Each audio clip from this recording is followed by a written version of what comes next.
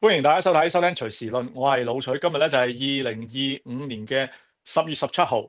今日咧同大家講翻一啲國際新聞就係美國嘅國際新聞究竟咧而家係邊個主導緊呢個嘅俄烏戰爭咧？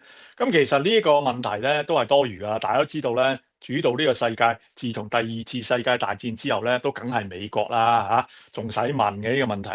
咁但係咧，你可以話特朗普上台之後咧，佢嗰個主導方式咧就同之前咧就非常之唔同。呢一個特朗普咧就聲稱咧，印度總理莫迪就已經應承咗會停止購買嘅俄羅斯石油，而新德里方面咧隨即咧唔係隨即嘅，之後第二日咧就否認喎。喺呢個美東時間星期三，即係2025年嘅10月15號，特朗普就喺公開場合表示，莫迪今日就向佢保證咧，印度係唔會再從俄羅斯嗰度購買石油噶啦。不過咧，特朗普亦都補翻一句，呢個咧當然係需要一個過程，但係咧就好快就會結束啦，即係印度結束同俄羅斯買石油。我哋睇睇咧，當時特朗普係點講嘅，好唔好？好啦，睇下啦。We have a great relationship. No, we were not happy with him buying oil from Russia because that lets Russia continue on with this ridiculous war where they've lost 1.5 million people. By the way, Russia's lost 1.5 million people, soldiers mostly. This is a war that should have never started, but it's a war that Russia should have won in the first week, and they're going into the 4th year. And I want to see it stop. So I was not happy that India was buying oil. And he assured me today that they will not be buying oil from Russia. That's a big stop. And he's assured me there will be no oil purchased from Russia. I don't know, maybe that's a breaking story. Can I say that? Would you say? There will be no oil. He's not buying his oil from Russia. It started. You can't do it immediately. It's a little bit of a process. But the process is going to be over with soon. 聽到啦特朗普講嘢好得意啊！我總係覺得咧，佢有啲嘢咧無需要講就講啊，就係突然間又講俄羅斯咧其實應該係一早應該贏咗呢一場仗嘅，但係咧而家拖4年。冇意思嘅呢句説話，總言之唔緊要啦無謂針對特朗普嗰啲嘅説話咧去再講。總言之，呢一度咧就特朗普講咧就係話答應咗㗎啦，但係咧隔天之後咧呢一個嘅印度外交部，即係10月16號咧，印度外交部咧就出嚟咧講另一番説話喎，咁就似乎咧同特朗普嘅講法咧有非常之大嘅唔同。咁好啦，呢一個嘅印度外交部表示，不知悉任何這樣的承諾。更關鍵嘅就係外交部咧就話唔清楚星期三有任何莫迪與特朗普嘅通話，亦都就係話連通話本身咧都未畫上一個問號。咁至於點解呢一個嘅外交部要用呢啲唔知悉、唔知道而唔係直接否認咧？咁一陣我先至再分析一下啦總言之咧，冇講話冇定係唔知唔清楚。外交部重申，印度係重大能源進口國，政策完全係以維護印度消費者嘅利益為指導。喺價格波動嘅環境之下，會持續多元化佢嘅來源，但係無關咧邊個要求我哋點樣做。對於係咪有通話同埋係咪承諾呢兩點咧，印度都不予承認，並且強調進口政策以保護消費者利益同埋能源安全為優先。補充一個嘅美國嘅講法啦，白宮方面咧就有官員對外釋出，就話印度煉油商已經開始將俄羅斯嘅石油咧進口削減咗50%。但係咪真咧？一陣我哋睇下啲數字。但係印度產業消息就話，眼下嘅數據仲未睇得出嚟，可能咧要到12月或者明年1月嘅進口數字先至會反映。呢個代表咧，美國嘅講法同市場實際嘅而家目前嘅情況係仍然有一個時差或者係不確定性。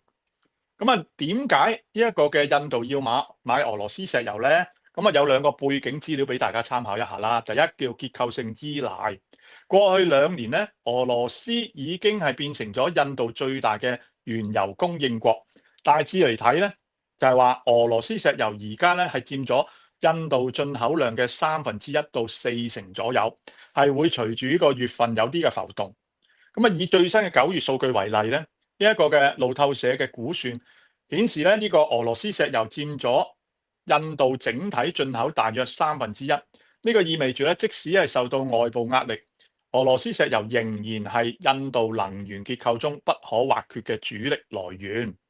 嗱，呢個叫結構性啊。第二個原因係價格因素。自從呢一個2022年俄烏戰爭爆發以嚟，俄羅斯對外出售嘅石油就大打折扣，加上運輸成本可控，呢個油品又符合呢個印度煉油廠嘅技術條件，計起上嚟非常之划算。多家嘅印度商業媒體都指出，喺2023到2024年呢個財政年度之間咧，俄羅斯石油嗰個喺印度進口中嘅比例高達40%。呢個咧唔係短期內咧去佔一個便宜，而係經濟利益與政策考量共同推動嘅一個嘅長期選擇。好啦，咁究竟呢一場嘅叫做外交話語嘅衝突，而家咧究竟邊個講大話咧？嗱，有機會兩個都冇講大話㗎嚇。嗱，究竟呢一個嘅話語上嘅衝突本質係咩咧？有幾種嘅可能性嘅嚇。第一，呢一個通話真係發生過。而家咧外交部嘅講法係咩啊？就係話唔知道。外交部可以話唔知嘅係咪啊？佢冇講話冇呢一個通話。好啦，第二咧就係呢一個嘅真係發生咗個通話，但係咧就冇發生一個咁嘅承諾，或者呢個唔係一個承諾，而係一個嘅意向，得唔得啊？都得嘅喎，就係話知道嗱，即係話有個我當真係有呢個對話，當有一個對話，而呢個對話當中咧，可能係討論緊俄羅斯石油嘅問題。好啦，咁目的咧，可能喺話語當中咧，係透露過一種嘅可傾談。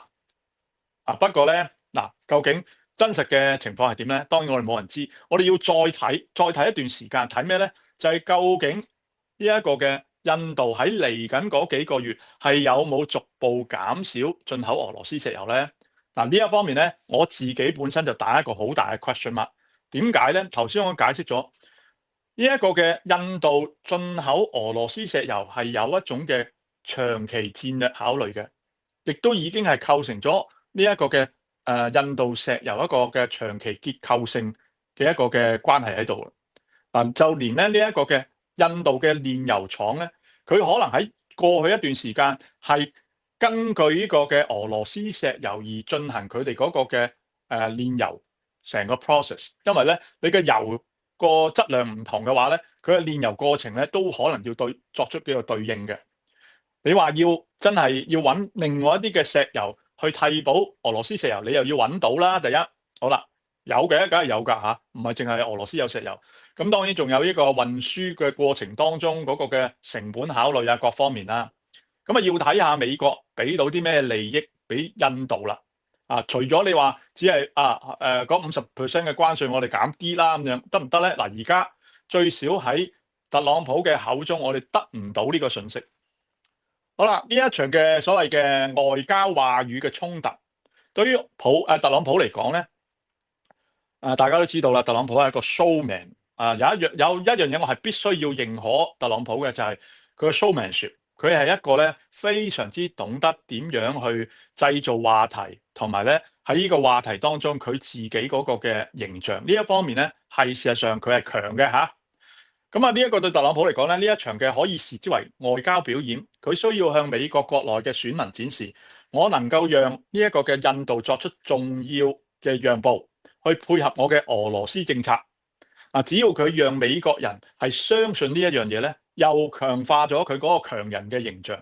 至於呢一樣嘢會唔會發生咧？幾個月之後先至知㗎嘛，呢樣嘢係嘛？幾個月之後，好啦，幾個月之後咧，好可能咧又可以有另一番嘅説話，將嗰個責任推。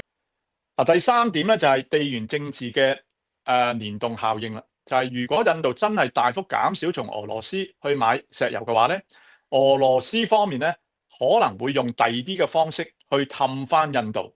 咁啊，所以政治嘅角力嚟講咧，唔係淨係你砌我就完全冇反應噶嘛。而且其實印度過去一直同俄羅斯嘅關係係非常之唔錯嘅。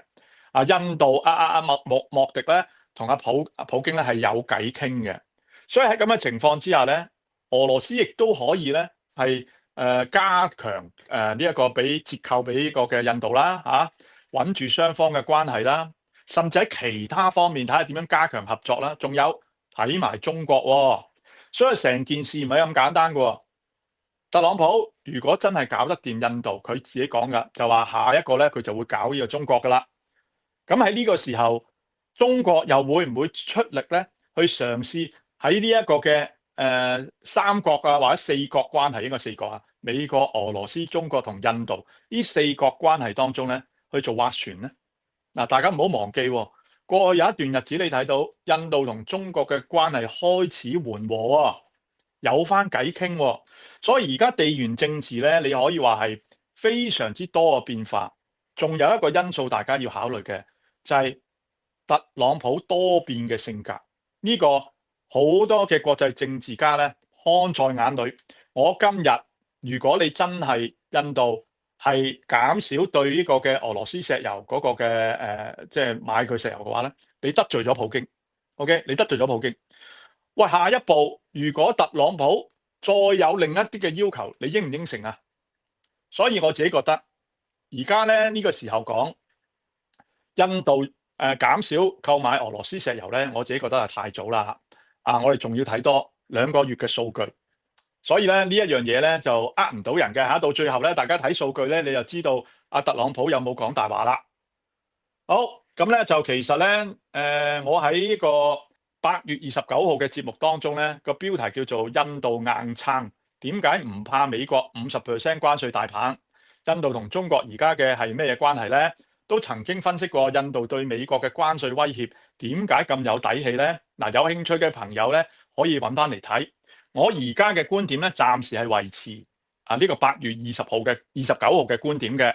我認為咧，印度係應該係有一啲嘅底氣咧，可以抵住呢個壓力嘅。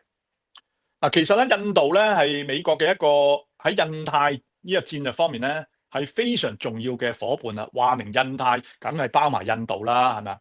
咁啊，拜登在位嘅時候曾經十分着力咁樣去將印度咧拉嚟美國呢一邊。但係特朗普上任之後咧，就似乎係反其道而行。我曾經評論過，我話特朗普咧十分不滿印度乜嘢咧，就係公開否認特朗普喺呢個印巴衝突，以至到咧達到和平呢個階段咧有任何嘅角色。呢個咧甚至咧可能咧係佢提出決意要向印度加徵最大額關稅嘅原因。係嘅，我曾經咁講過。好啦，咁咧。巴基斯坦而家就同美國咧就哇，大家咧就心心相印啦，關係非常之好。巴基斯坦咧就早喺今年6月就已經宣布咧就計劃咧正式提名呢個特朗普角逐諾貝爾和平獎，理由就話佢喺近期印度同埋巴基斯坦之間嘅衝突中咧扮演咗關鍵嘅調停者角色。但係咧嗱，巴基斯坦就認咗啦，但係咧呢一個嘅印度就死口不認喎，就話冇喎。美國冇介入過喎，咁樣。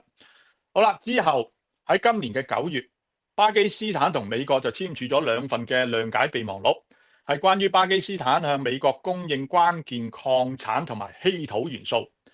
此前咧，特朗普咧喺呢個7月咧，仲係咧承諾同巴方合作開發佢龐大嘅石油儲備。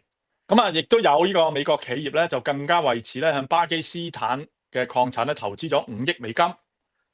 隨住呢一份嘅關鍵礦產嘅簽署，有分析就指巴基斯坦嘅做法咧，似乎正喺度奏效啦，即係咧湊掂呢個老細啦。兩國嘅關係咧正在不斷地持續深化改善中。其中，特朗普對巴基斯坦商品徵收只係19% 嘅關稅，係一個嘅所有南亞國家當中最低嘅。相反，巴基斯坦長年嘅競爭對手就係印度咧，美國係本來一直係偏愛嘅合作伙伴咧，佢係被徵收高達50% 嘅關稅。特朗普咧點解要咁做咧？如果咧以前嚟講咧，呢個係難以想像嘅，因為喺印巴之間嘅關係咧，美國係比較係企喺印度嗰邊嘅，同巴基斯坦咧之前咧嗰個關係係非常之緊張。但係而家唔係啦，一個逆轉就係因為特朗普上台之後，點解會咁樣樣咧？因為特朗普嘅思維方式同過去嘅美國總統係好唔同嘅。特朗普注重嘅係短期嘅實際利益，同埋佢自己嘅成績單，透過具體嘅金錢或者係資源嘅交易，或者係威脅，令到對手就範。佢相信嘅所謂嘅交易咧，係一種嘅 one to one，用一種嘅極限施壓、極限利誘，通常利誘咧就係對方利誘佢嘅嚇，就係通常係而家咧巴基斯坦就識得玩呢個手段，就係利誘呢一個嘅特朗普。我話究竟呢個對於美國嘅印太戰略嘅長期有咩影響咧？特朗普係冇呢一種嘅思維方式，或者叫無暇顧及啊！佢要顧嘅就係喂，呢件嘢我搞得成，嗰件嘢搞得成，砌埋一齊，我仲唔係諾貝爾和平獎得主啊？對於美國嘅長期利益嘅考慮咧，佢冇呢個思維方式。特朗普稱印度總理莫迪承諾停止購買俄羅斯石油，係為咗要對付俄羅斯啊！大家都知道啦嚇。咁特朗普咧又稱咯，最近就話我又同普京通咗次電話喎。之前咧就同阿莫迪通咗個電話，印度方面話冇，唔係唔知，外交部話唔知有呢通電話。好啦，特朗普今次咧就話我又同呢個普京通咗電話雙方同意咧喺個匈牙利布達佩斯嗰度咧舉行會晤，討論結束呢個俄烏戰爭嘅可能性。咁呢次又係咪真嘅咧？今次咧似乎係真啊。點解咧？最少咧，俄羅斯官方嗰方面咧就承認咗係有呢一通嘅電話嘅。根據多間嘅國際媒體報道，包括路透社啊、法廣啊、德國之聲等等咧，特朗普宣布佢同呢個普京已經通咗電話，並且咧雙方同意喺匈牙利布達佩斯會晤，目標係尋求結束俄烏戰爭嘅外交途徑。特朗普就形容咧呢一通電話具建設性 （productive），強調咧自己咧正在推動和平，並且預告未來2週之內咧美俄官員咧就會先舉行前期磋商，為高峰會鋪路。好啦，所以就未有時間表嘅，而家咧就由呢一個即係兩國嘅外長啦就去先咧傾一傾先，睇下傾到啲乜嘢。其實咧到最後咧就俾普京同埋特朗普攞彩嘅啫。同一時間咧，匈牙利總理歐爾班亦都出嚟背書，佢話咧布達佩斯咧係歐洲唯一一個兩國領導人都願意踏進來嘅地方。呢句話咧其實係顯示出奧爾班係長期喺歐盟之內咧扮演緊同俄方保持友好嘅一個中間人角色。俄羅斯方面咧就已經係正式承認咗呢一通嘅電話嘅確實發生。呢個克里姆林宮發言人佩斯科夫就對外表示，普京同特朗普嘅電話會談咧確實係進行咗，內容具建設性，討論實質問題。佢話咧，雙方談咗呢個烏克蘭嘅局勢，亦都討論可能嘅外交途徑同埋未來見面嘅安排。但係同時強調目前談判仍然處於早期磋商階段，具體嘅日期同議程咧仲未敲定。而根據呢個俄羅斯塔斯社嘅報導，通話嘅時間長達大約2個半小時。普京咧喺電話後咧就立即召開俄羅斯安全會議，向國防同埋外交高層簡報，並形容咧對話實質而且係具有呢個延續性。另外咧，克里姆林宮同時重申，俄方願意討論結束戰爭嘅方案，但係前提係必須尊重俄羅斯嘅安全利益與現實邊界。好啦，咁即係話呢句説話咧，就又已經畫咗條底線出嚟啦，就係領土就冇得傾噶啦。俄羅斯咧而家仍然未打算喺呢個領土問題上有任何嘅讓步。相比之下，特朗普嘅講法咧就明顯比一個俄羅斯嗰方面咧係高調好多嘅。佢唔止強調咧就係我同普京傾得非常好仲暗示咧呢一場戰爭可能好快就有轉機啦。不過咧呢一樣嘢就真係我都知道噶啦，就係其實對於嗰啲支持特朗普嘅朋友咧，佢都已經習慣咗特朗普呢種嘅語言風格噶啦，就係算啦，你又唔好針住佢呢啲嘅説話嚟去大做文章啦。佢不嬲都係咁講，我同呢個關係好，同嗰個關係好好噶嘛。好，就唔做文章總言之咧，既然咧無論係支持或者反對特朗普嘅朋友咧，都知道特朗普講嘢就係咁噶啦，你就咧減緊一半都好啦，都已經係嫌少噶啦。呢一種嘅語氣咧喺外交圈咧引發唔少嘅質疑，到底呢個實質進展係喺邊一度咧？抑或咧又係一次嘅政治宣傳？呢一通特朗普同普京嘅電話，到底係邊個打俾邊個咧？根據克里姆林宮嘅講法，就係俄羅斯方面咧就話呢一通電話係由莫斯科提出建議，呢個嘅發言人佩斯科夫就對外講，係俄方建議舉行通電話，並且獲得美方同意之後完成通話。換句話嚟講，俄方承認咗係佢自己先開口嘅。不過咧，根據路透社嘅報導咧，喺通話過程中，特朗普主動提出布達佩斯作為會晤嘅地點，而普京嘅回應就係話原則上同意，即係話咧，而家資料顯示係咩咧？通電話嘅要求就係俄羅斯嗰方面，見面嘅要求咧就係特朗普提出嘅。好啦，呢個代表啲咩嘢咧？咁樣嚇，咁用男女關係嘅呢個好重要嘅，邊個撥卵先啊？邊個不如我哋重新開始咯？大家記得呢句對白嘛？邊個提出先啊？而家就只係俄羅斯提出，呢個代表啲咩咧？就算通話係由俄方發起，特朗普咧係依然咧係喺度找住緊嗰個嘅叫議程嘅主導權。嗱，呢一方面咧有幾方面係值得留意嘅。如果俄方主動要求通話咧，呢個講明咧，普京可能係想打開一線嘅外交窗口。一方面咧係緩解佢個戰場嘅壓力，而另一方面咧可能係喺度試探緊美方同埋烏克蘭嘅底線。所以咧呢一樣嘢咧，又可以咁講，未需要喺呢個階段咧係大家抱有太高嘅期望。呢個電話咧係時不時都會發生嘅，就係話我想知道你而家最新嘅嗰個底線喺邊一度。不過咧我自己覺得有機會咧，俄羅斯方面實在咧係承受到一啲嘅壓力，就係咧呢個戰爭咧開始有少少嘅逆向。除咗係烏克蘭嘅進攻嘅攻勢之外咧，就係呢個傳咗好耐，就係美方開始同意提供烏克蘭一啲嘅長程導彈。咁咧甚至傳到咧就話美方已經叫做同意咗可以用呢啲嘅長程導彈打到去俄羅斯嗰邊。咁呢通電話我自己覺得好可能就係普京要問特朗普，你個衰仔，你係咪真係會同意呢一樣嘢？就要摸底啦。你個衰仔係我講嘅啫嚇。好啦，咁所以啦，呢通電話我自己覺得同近期嗰個有關呢方面嘅傳言係有關。所以咧佢主動提出聯繫咧，顯示俄方唔想喺呢個政治上面咧係被蒙在鼓裏。特朗普咧喺通話中設定議題同地點，呢個咧可以係對外宣稱。呢個又係我達成咗嘅一個推動嘅和平進程，特別咧係對佢嘅選民2026年呢個選舉呢個其中選舉係一個加分嘅動作嚟嘅。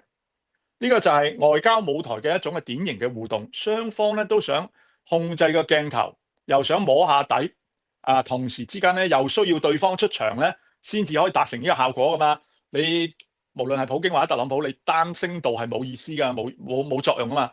所以呢啲嘅同台演出咧，係大家要有心理準備咧，可能嚟緊一段日子咧，就時不時會發生嘅。現階段咧係俄方開口，美方接棒，雙方各取所需。不過咧，從現有嘅資料睇上嚟咧，係俄方想要恢復同美國嘅對話。呢一通電話嘅外交含義咧，對特朗普而言咧，係一次重新將自己擺上國際和平推手嘅呢個舞台嘅機會。佢要同美國國內嘅選民展示，我能夠令到普京坐落嚟傾，拜登就做唔到啦。呢一樣嘢咧，就真係咧都係幾有soundbite㗎，係嘛？呢個對於特朗普嚟講咧，係確實係有利嘅。而對普京嚟講咧，呢一次嘅戰略上咧，係對佢嚟講咧有一種嘅摸底嘅機會。喺戰場上咧，亦都咧可以話係有一種嘅喘息嘅機會。而家咧俄羅斯嘅國內經濟壓力咧，似乎咧都唔少。咁所以啦，佢哋都需要一個外交嘅突破口咧，去降低一啲制裁方面嘅壓力啦。所以一陣我會提到啊，究竟最大可能發生係咩咧？佢兩兄弟可以傾到啲咩出嚟咧？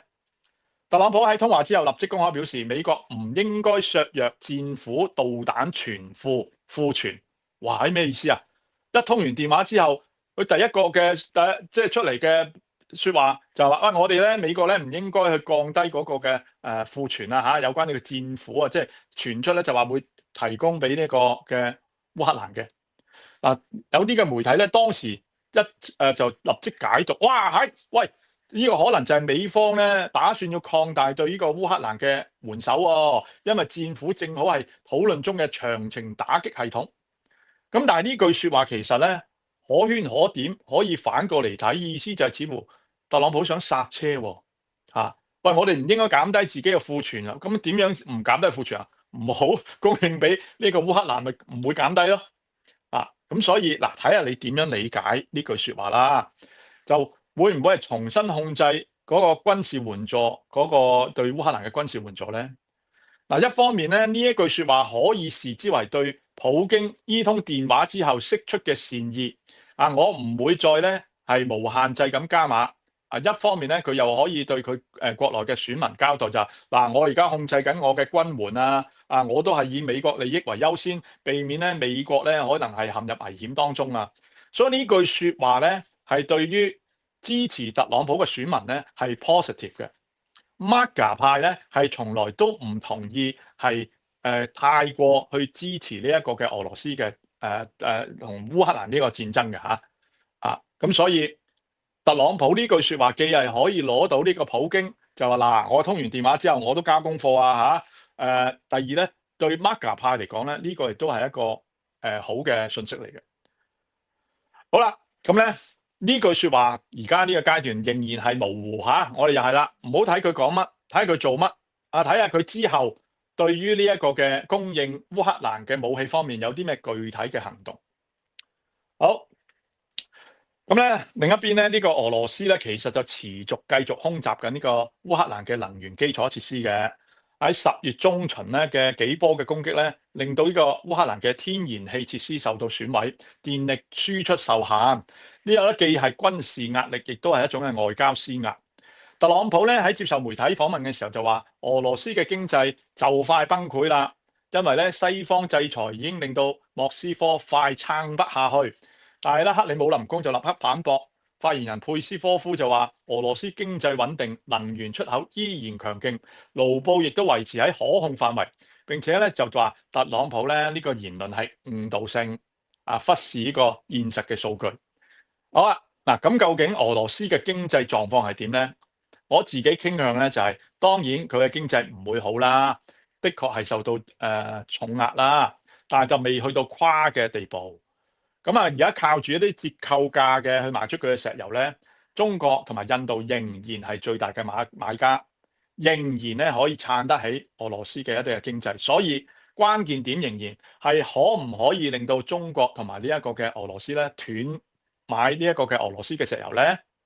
好啦，咁啦，呢一場嘅叫做特朗普京熱線對話，可能喺嚟緊嗰個嘅會面發生啲咩嘢事咧？究竟會唔會真係有一個會面咧？嗱，我暫時唔敢確定，但係而家我哋知道啦，下一個會面就係同阿澤連斯基嚇。唔知見咗未？可能係今日見嘅。喺我做節目嘅時間，我唔知見咗未。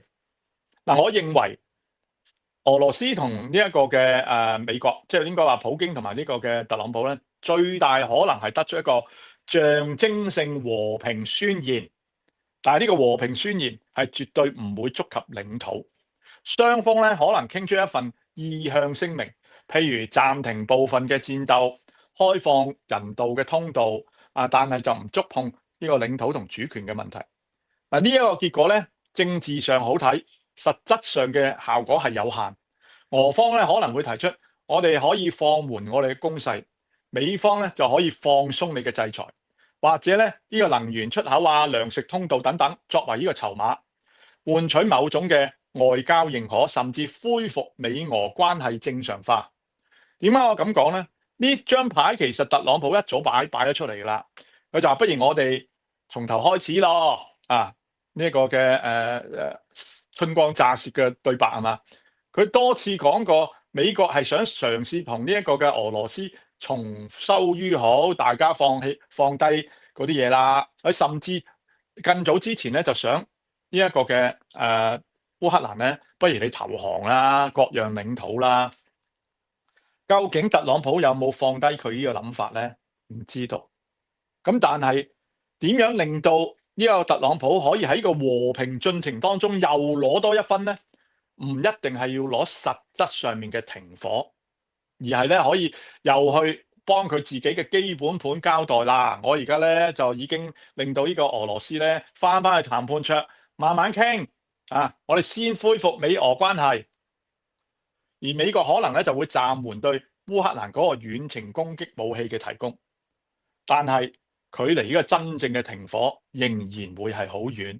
唔係特朗普唔想停火啊，我唔係咁嘅意思，係普京唔想停火，而特朗普又怕打核戰，就唔敢太過刺激普京。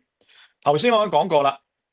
而家正在發生或者即將發生咧，就係根據呢個美聯社同埋衛報嘅最新報導咧，澤連斯基已經開始啟程去美國，甚至可能已經到咗添。我懷疑呢一趟嘅行程嘅重點咧係爭取更加多嘅軍事援助，特別係希望美方能夠提供長程打擊武器，譬如頭先講嘅戰斧導彈。同時，白宮方面亦都已經證實，特朗普計劃喺華盛頓同呢一個嘅澤連斯基見面。法國24甚至咧用嘅標題係特朗普將喺宣佈與特朗普峰會後接見澤連斯基，亦都就係話從官方嘅安排上睇咧，呢一場嘅會面確實已經擺上日程之上。係宣佈同普京會面之後，特朗普就馬上安排同澤連斯基見面。所以呢個好大嘅程度係咩呢？係一種傳話作用。特朗普同普京嘅通話嘅時間，若果真係長達2個半小時，應該傾咗唔少嘢。特朗普咧一邊咧就要同普京傾可能嘅戰爭結束，另一邊咧就要從澤連斯基嘅口中去了解你嘅底線喺邊一度，你肯唔肯割讓領土？呢兩場嘅會面嘅形式都可以話係特朗普向兩邊施壓又得，或者兩邊收風都得嚇。咁啊睇下你點睇。咁啊，當跟呢一個嘅澤連斯基傾完之後，當然佢就要再同呢一個普京傾啦。啊，無論叫匯報好點都好啦，咁就會喺布達佩斯嗰度傾啦。啊，咁今次嘅會面最大嘅意義係咩咧？我自己覺得都係有意義嘅。澤連斯基都係咧係擺翻佢喺呢個談判桌嘅中央位置。大家當然記得起初嘅時候，特朗普係咩啊？歐洲唔使傾，呢一個嘅烏克蘭唔使傾，我同普京傾掂佢就得㗎啦。而家唔係，而家咧你每一次阿特朗普同普京傾完之後咧，又要同呢個澤連斯基傾。從積極嘅角度嚟講，係啦，冇錯。而家咧特朗普咧唔再將澤連斯基或者烏克蘭擺埋一邊啦。咁啊，一定咧要澤連斯基首肯嗰個嘅籌碼啊、讓步啊，先至可以有機會咧就攞去同阿普京傾。好啦，當然啦，最值得我哋留意嘅就係特朗普、澤連斯基見面之後，美國係咪真係答應供應呢個嘅烏克蘭戰斧導彈？啊，呢個咧就係我哋要睇嘅重點啦。總括嚟講，特朗普同普京嘅通話就係真係發生咗啊，但係咧就究竟係傾到啲咩出嚟咧？咁啊，特朗普冇講，俄羅斯嗰度冇講，戰爭係咪因此會降溫咧？就要睇後續啦。後續就係澤連斯基同埋呢一個嘅普京喺布達佩斯同呢個特朗普嘅會見啦。好啦，今日咧我預備嘅資料咧就講到差唔多啦。咁啊，想問下大家啦，你究竟咧你點睇咧？啊，你覺得咧特朗普普京會談係咪一個真正嘅和平嘅機會，抑或係一場嘅政治 show 咧？你相信普京會唔會喺談判桌上作出讓步咧？你又會認為特朗普同澤連斯基見面之後，美國會唔會真係答應供應烏克蘭戰斧導彈咧？歡迎大家咧留言話俾我聽。如果你喜歡咧我呢一種深入分析嘅時評咧，請大家咧幫手，幫我按讚啦、分享同埋訂閱。歡迎大家嘅收睇，我係老徐，下一集見，拜拜。